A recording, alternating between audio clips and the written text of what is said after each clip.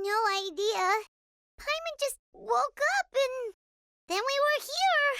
Oh, Paimon's head is all dizzy. The scenery here looks different, too. Oh, what should we do, Traveler? Please don't tell Paimon someone abducted us and brought us to some strange place that we could never leave. You're right. Better to think of this as the beginning of a new adventure. Thank goodness you're still here. If Paimon woke up alone, she probably would be trembling in a tree hollow.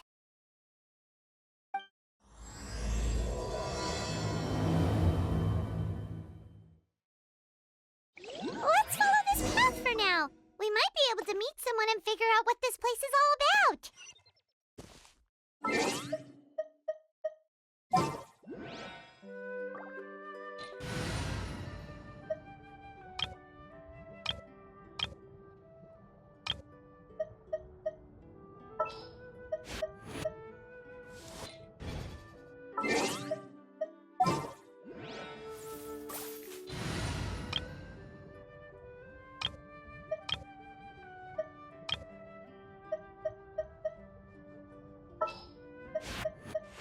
This world is full of unsolved mysteries.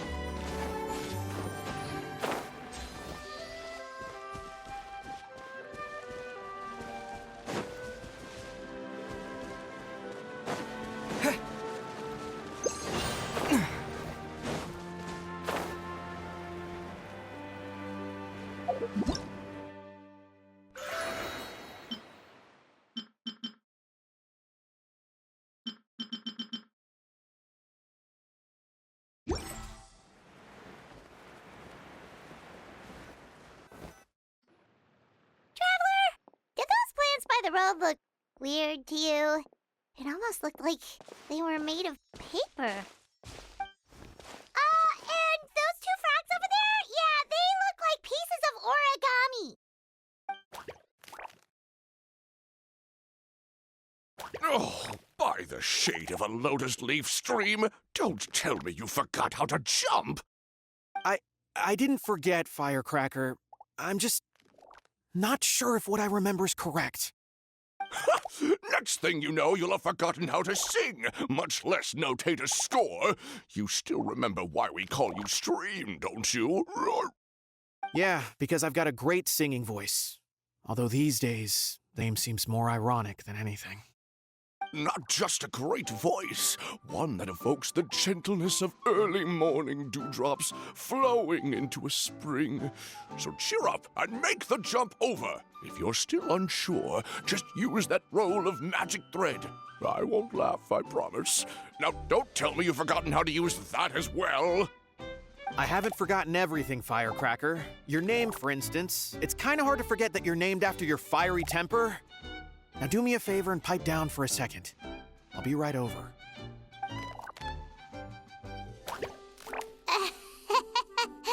You saw that too, right? Paimon's not seeing things, is she? This place is getting more confusing by the second. Anyway, why don't we go after those two frogs? They didn't look evil or anything. Plus, they might be able to help us out.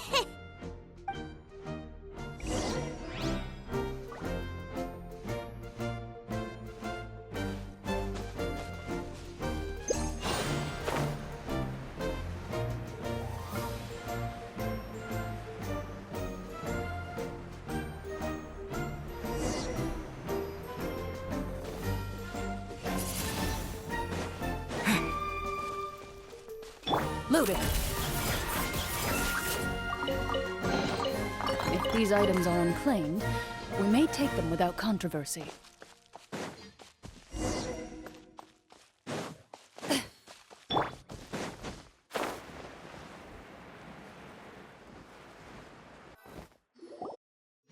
Guess we're not catching up to those frogs.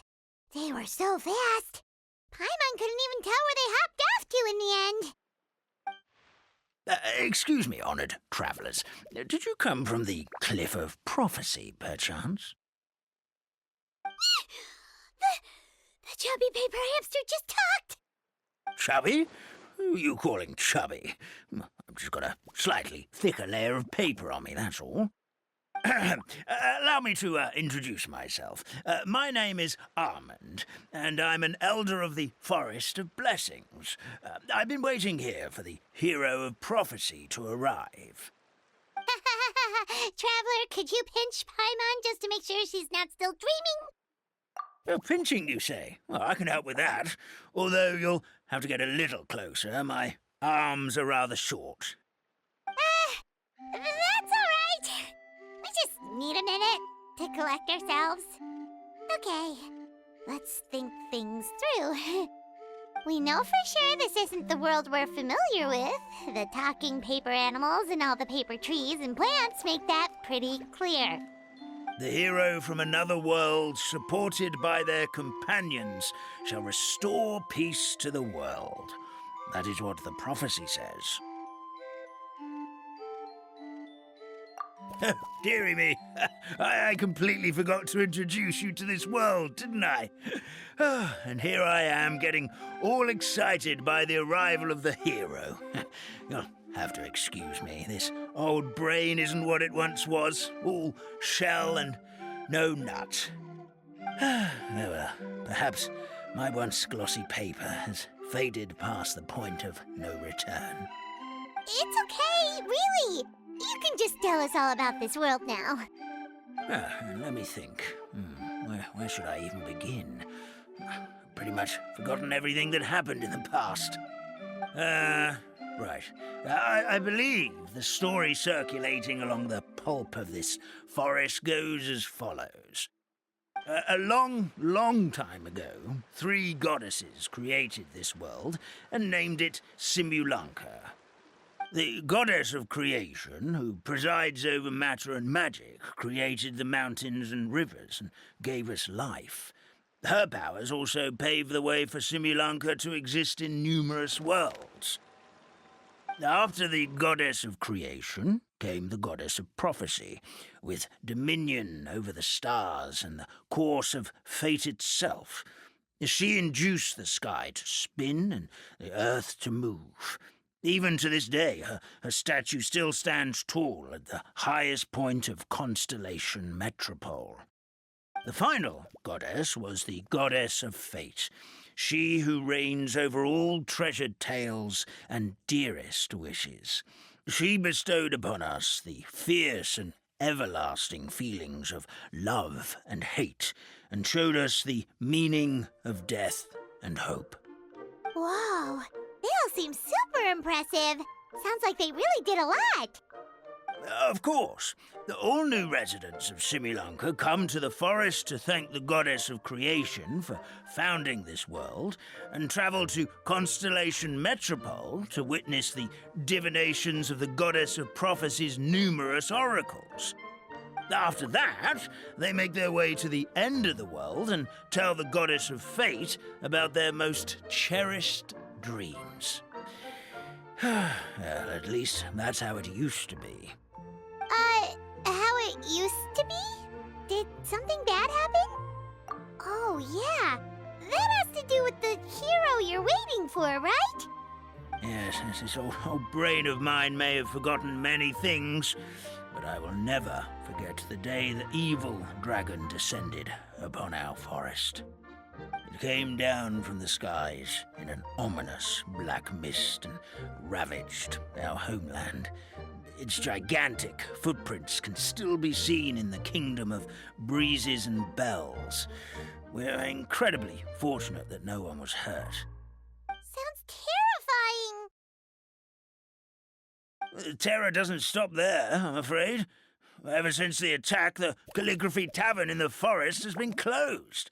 No one knows why, but it's a catastrophe of the highest order for us, forest dwellers. A catastrophe of the highest order? All because a tavern closed? If we were talking about Mondstadt here, Paimon might understand, but is it really all that serious? Good goddess of creation above. We'd take even the greatest flood over the closure of the tavern. Wet paper will dry out with time. Fallen trees can be restored. But the Calligraphy Tavern is the only source of the magic tonic that sustains all creatures in the forest. Magic what? Magic tonic. It was gifted to the forest by the goddess of creation herself. A special potion that helps us maintain our vitality. Well, our bodies will gradually crumple and become brittle until they eventually disintegrate entirely. Our colors will fade and we'll start to lose our memory until we can't even remember our own names. But wait, Grandpa Almond, does that mean you've already... Oh, I'm afraid so.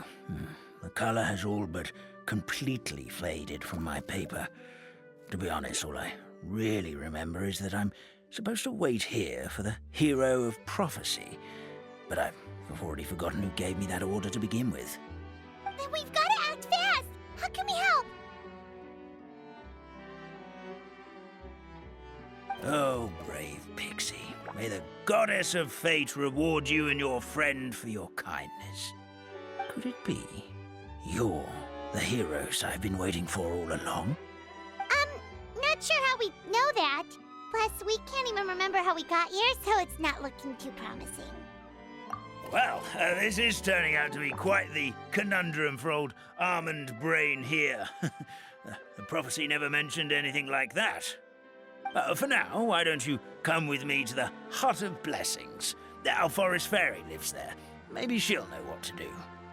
Whoa, a forest fairy? Like one that knows magic? Oh, you betcha.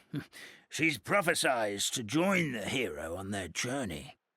Well, then she sounds like exactly the kind of person we need. Please lead the way, Grandpa Almond.